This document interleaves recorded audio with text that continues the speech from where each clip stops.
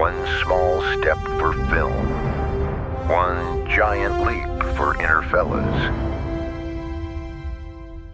All right, so today we're going to be ranking Christopher Nolan movies. Not that many. I think he's only got 12, but we're going to jump right into it. It's not about quantity. It's about quality. That's right. This is going to be probably very easy. Yes, and I'd say, I feel like even though we might put a Christopher Nolan movie in like a B or C tier, it's still, all of his movies are better than like 80% of the movies out there. I feel like B and C aren't even going to get filled, but... Honestly, I kind of agree. Okay. I don't want to go in order that these are. I want to start with The Following.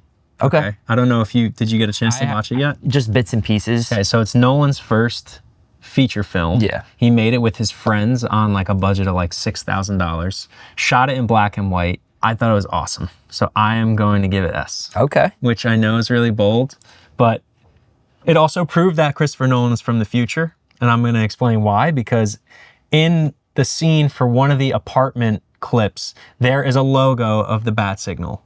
So like this man knew that he was going to direct the Batman movies later on in life. Love that. So when was that made? Do you know? Wasn't it like 98 or something like that?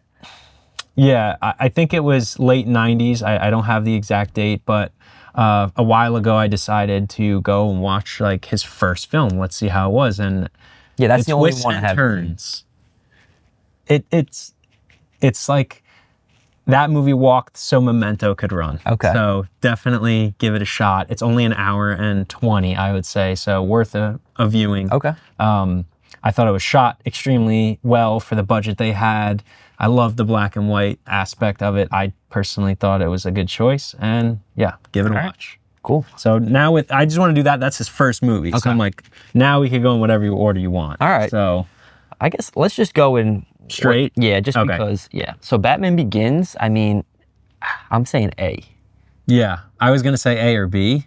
Yeah. See, that's what I'm saying. Like, it's tough because like I feel like all these are gonna end up there. Okay, so let's do this.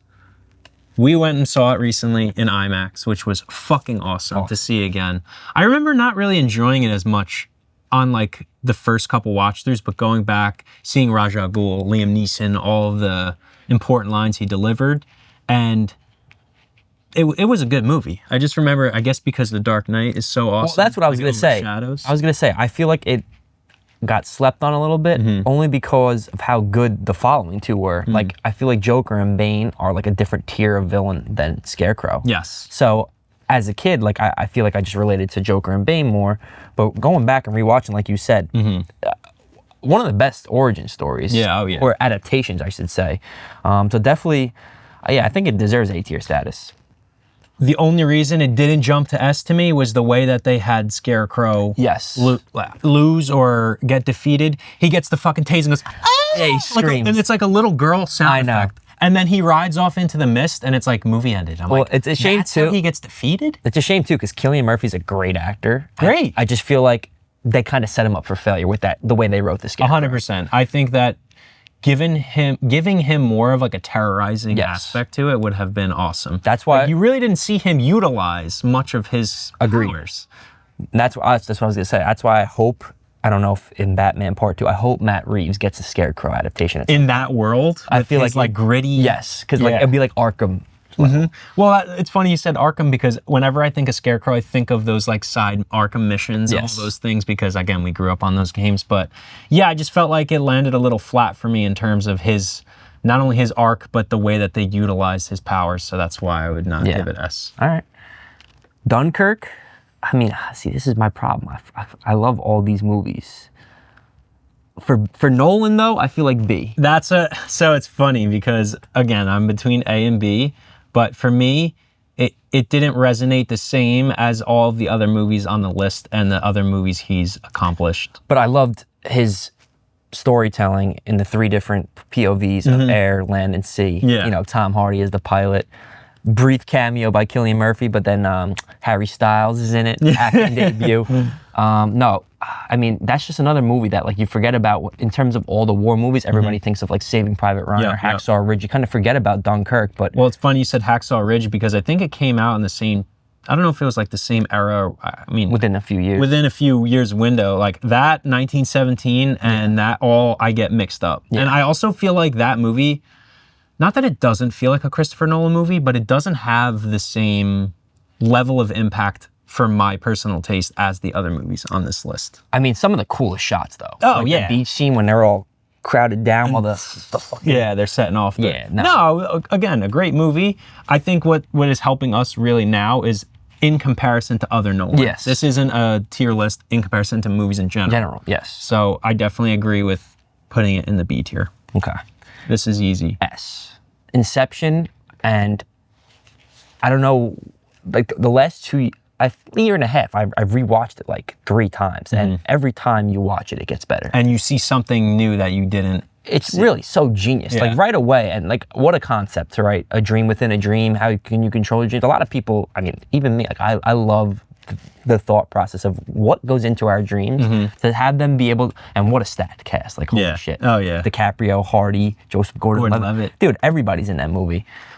What I find hilarious too is like usually when you hear those movies that are all about like dream sequences, and then I woke up, you're like, that's the corniest shit ever. But he took like the dream sequence and made it this epic. Again, for most people, a little bit more of a confusing watch. I can't knock that, but I just love the meme where it's like, you know, you're making a promise. Are you sure you can do it? I need a guarantee. I can't give you that, but I can, or whatever. It's like all the deliver. I forget how it's worded specifically, but I fucking love You that don't. meme. Yeah, but I can. So How do you know that you can deliver? that's what it is. But I can. No, that's Yeah. what a movie. And all right, so then that's one of Nolan, what he's known for, right? Kind of up your own interpretation endings. Do you think he's still dreaming, or is it real life? Because the dreidel cuts and it's wobbling. I don't know. Like, the problem is after every watch, I felt like I could justify either way. Yeah. I was always leaning towards that it's still a dream, Okay. but yeah, I don't know. I know. What do you feel? I feel like his kids are in that one, right? And he only saw the kids in the dream, so maybe he's still dreaming, right? I don't know. Yeah. I mean, I'd have to dissect it. Yeah, Like frame by frame that to deserves decide. its own video. That Yeah. one. Oh, yeah, for sure. No, but it's funny that you say that because I think with every watch, I don't really, like, I know it's always up for interpretation, but I think I always just justify, like, oh, he's still dreaming. So I never really questioned it. But All right. Insomnia. That was another really. I'm going to say B, though. Me too. For Because- Nolan, yes. Because great movie. I felt like, not terrible casting, but I didn't like Robin Williams as the villain. He's hard. Yeah, because he's been in so many other. He's just, yeah, and like I always look at him as this happy, which it's unfortunate, but like he always played a happy role, a joking role, and like he had some serious roles. Good Will Hunting was my favorite Robin Williams role ever. I know what you're gonna say. But I just felt like him being this like conniving, mysterious, like quote unquote villain just didn't feel right to me. And I also felt like it was just, in my opinion, a little dragged out. I was gonna say there are times where like Pacino, you know, he's got insomnia, he's up at night thinking about it. Yeah, and just like they kept showing the same thing that he couldn't. And I get it plays into the whole. And we're not criticizing that the movie isn't good. Like the movie, No, it's great. It's really But in good. terms of Nolan, it's not one of those movies. No, I agree. Like probably like when you hear Al Pacino, you don't think insomnia. Yeah. And honestly, probably the same for Robin Williams. Yeah, I mean, the story was great. Like, it's still told really well. I just felt like if they shaved a little bit of time off, and also, again, I would have personally casted somebody a little different. A little darker person. Yeah, like somebody that, you know, like he doesn't even look menacing. No. You know, like even if you gave him a role and we have known him in being others, like in other roles, he just doesn't have the, I agree with that. I don't know, just I didn't think do it for me. that's a fair ranking. Yeah, I mean, S. S tier. Don't even have to go into conversation. Watch our previous video. Give an in-depth breakdown. Yep. Just, But another Murphy's one, Law. another one gets better with every rewatch. That's all Oh I'm saying. yeah, but definitely S tier in my Letterboxd top 4. Can't argue against it. Go One of the watch best full movies ever. video on our description, our breakdown of the video. Memento. Now I S. rewatched. I was gonna say at least A. I rewatched I'm it taking recently. the S. I'm not letting Okay. you put it down to A. All right. No. What a fucking movie. Man. Great. It's funny because all his movies, like when you rewatch them, like going back and rewatching it again and knowing the difference between the color and black and white shots, it's like wow. Like just you see the genius of all the And time. seeing like what I love is writing the script in linear format, and then he's like, "Yeah, fuck you." and he like puts it all out all over the place. But then the reason it's one of my favorites is because I love a movie that you think you understand what's going on the whole time, and then just when you think you got it, you don't. Yep. And that was like a perfect example. Oh yeah, they pulled the carpet right underneath you, like what, with like 25, 30 minutes left? Yep. Because you'd think, okay. Maybe even less. Yeah, honestly. Because like it's right toward the end where the whole fucking thing goes in a way different direction. Well, I think someone like wrote it out. It was like almost like a, I don't know if Nolan did it. I forget. I saw a video. It was like on a chalkboard. Yeah, it was Nolan. It was like a U, right? So he said, yeah, this arrow is going this way, the black and white shots, because it's being told like in order. And then the other way, it's going reverse because the movie starts at the end of the movie. Right. And then like he shuffles the two. So like, it again, I don't know if that's just a way to mess with the viewer, but even just the way it was told. And I mean, it's also not, I don't want to say, could be a little confusing for some, but it's really not a complicated story. Like he's really just trying to find out who. Right. And it's so intriguing because every time he gets a new clue, he notices something on a tattoo or he finds like a note or something. And like, it's those little cutaway clues that get you intrigued. And it just makes you think as a viewer too. Like I always think, I'm like, okay, what did the tattoo parlor woman think? Like every time he's tatting up a random ass clue, does she know that he's trying to find Sherman 42 while he was little Finding Nemo or some shit. No, yeah, that and what fucking Ralphie. I don't know. Joe Pantoliano. Yeah, what a great. He's always good actor. He was. I forget the main character's, the actor's name, but what a great. Oh, he was like Teddy, but John G. Yeah, just what a. All of them had a great acting performance. Oppenheimer, I feel like that's S tier. That's S tier, bro. You know how many Oscars they won?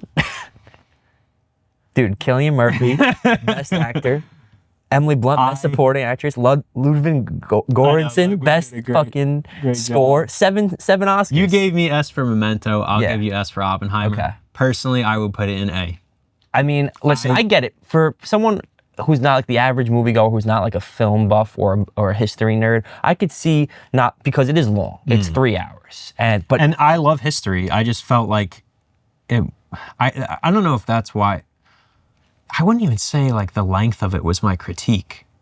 I think I didn't like. I enjoyed it more on my second watch through. And the reason why is because I was given the knowledge that the black and white scenes were actual, like historically accurate events. Yeah. And the rest were not. So then after watching that again, I also felt like it was a little jumbled. Like, I know he had multiple stories going on at the same time, but because nothing was really dated, I felt like I was getting lost with like, okay, Robert Downey is fighting in Congress right now, but like, where is this in terms of the timeline for the production of the nuclear bomb, dropping it? I just felt like it was a little scattered for me. I mean, still a great movie. Definitely would make my A tier. Wouldn't go lower. Yeah. Wouldn't be mad if somebody put it in S. I think like in terms of movies, like that was probably like top 3 or 4, like in terms of hype that have ever been for a movie. Just because I know Tenet came out in 2020, but it's been like a gap between Nolan's last, big hurrah and the cast that when they announced Matt Damon, they announced Josh Hart, the whole cast, Cillian Murphy, Emily Blunt, Josh Peck, Sean Avery, let's go Rangers. No, the whole Josh Nichols dropping the nuke. Dude, the nuke scene going off too. Oh my God. Yeah. When it like went silent. Silent. And the whole theater's silent. And then if you're in IMAX, like we saw it in, like, dude, you felt that nuke in your chest. Oh yeah. No, it was. Yeah. Before we move on, I loved them showing the like anxiety that Cillian Oppenheimer had in those interrogation scenes. And it's like they hired him to do a job and they're criticizing the job he's done. And it's like, you paid me. Well, he said it. He said, like, he goes to Albert Einstein, like, I think I figured it out, but this is going to destroy the world. Yeah. And it did. Yeah, that and I loved when they were in the, like, auditorium or whatever it was, and he started seeing, like, the envisionment of what happened to the Japanese, and, like, the bodies were like this crazy. And it was a great way to portray, like, a panic attack, like, what that feels like. I think probably one of the best biopics out there. Like, right? I'd have to see a list to see what to compare it to, but All right, let's move on. Tenet, I feel like for Nolan, B. I feel like it's an A movie, but I was gonna put it in A. You like it better than those two? Yeah, 100%. I think I like it better than Insomnia, but I like Dunkirk better. But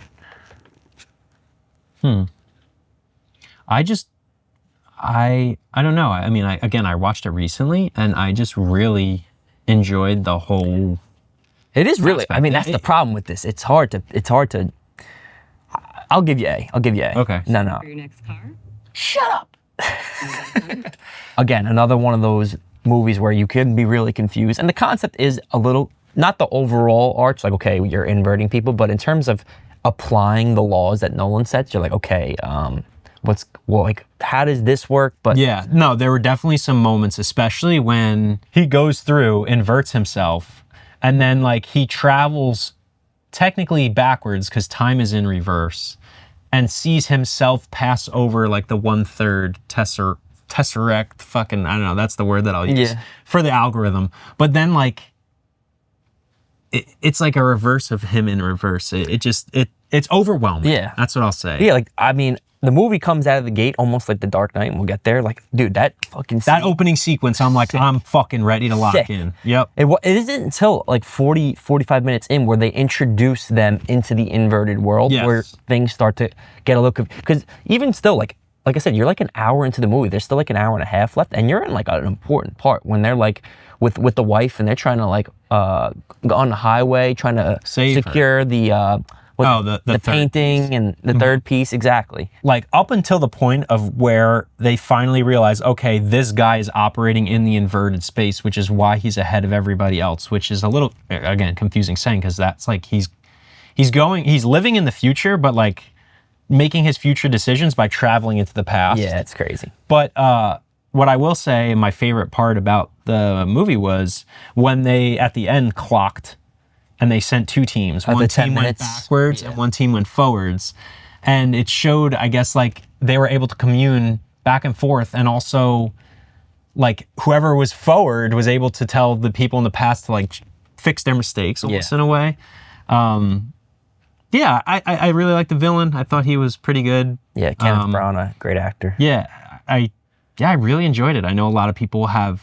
I think that's his probably most controversial film. 100%. And again, I think it's just because of the confusion behind it. But That's Nolan showing off at his most, I feel like. yeah, and I'm sure there are people out there on YouTube that were able to dissect and like analyze if there are flaws or whatever. But like to me, in those parts that I was just a little confused, like I just chalked it up to like I have to rewatch it again at some point to really understand it, yeah. But it wasn't to the point of where like I couldn't not enjoy the movie. 100%. Like I still really enjoyed it and thought the ending was great. Yeah, Like when he finally understands he's the protagonist. And, the whole time. He's the one who planned it all. Yeah. Dark Knight Rises.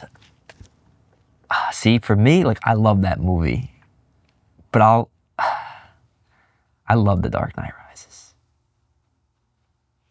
I mean, I don't want to look ahead. Let's focus. If it's up to me, I'm putting an S. So I'll make you make the call. Let me put it down for a second. Okay. Do we want to go back to it? No, because I know where I would put the other ones. This is really the biggest decision for me. I think Bane delivered some of the best dialogue, some of the best writing in the trilogy, arguably. I just struggle with the way, and I know it's hard because you don't want to CGI throughout the entire movie and make like a realistic Bane in terms of the comic book adaptation. But I just, like, it's become a meme obviously now that everybody makes stuff. But like to me, it was almost jarring. Like it almost took me out of the movie because I was more than trying to soak up the plot. I was trying to figure out what the fuck did he just say? Because I feel like Nolan makes it already difficult to. That's the one thing he sucks at is audio mixing. Yeah. He can't audio mix for shit. Like you're watching a movie, fucking, I'm being serious, dude. You're like, okay, they're driving. You're gonna, yeah, it's on 100, so you lower the volume. Then he like whispers over to someone, and you're putting it back up.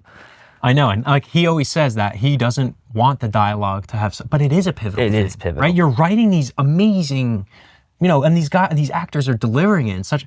So I felt like, I know my hearing is shit, but I felt like more throughout the movie, I'm trying to figure out what did he just fucking say. Then, not that really deserves to drop it to A, but it didn't hit the same as. Here's what we're gonna do. This is going an S just because it's not on the same level as Batman Begins. It's better than Batman Begins. Yes. So if Batman Begins is getting A, it deserves S. Well, that's what I was gonna say. Listen, it's the fact that post Heath Ledger passing that, because I'm sure Heath Ledger was going to be in the third Dark Knight trilogy movie. So with that wherewithal to come up with as good of a story as it did, a conclusion to the Dark Knight trilogy, phenomenal. And yes, a lot of people criticize the movie.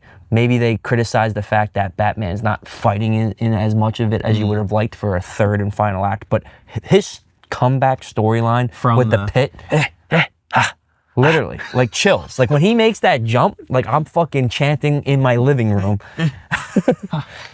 Rise. Like everything. Well, everything. And even, even the fucking prisoner that he's with him, the weight of what he delivers in terms of dialogue. It was an extremely well-made movie. Again, for me, it's like A+.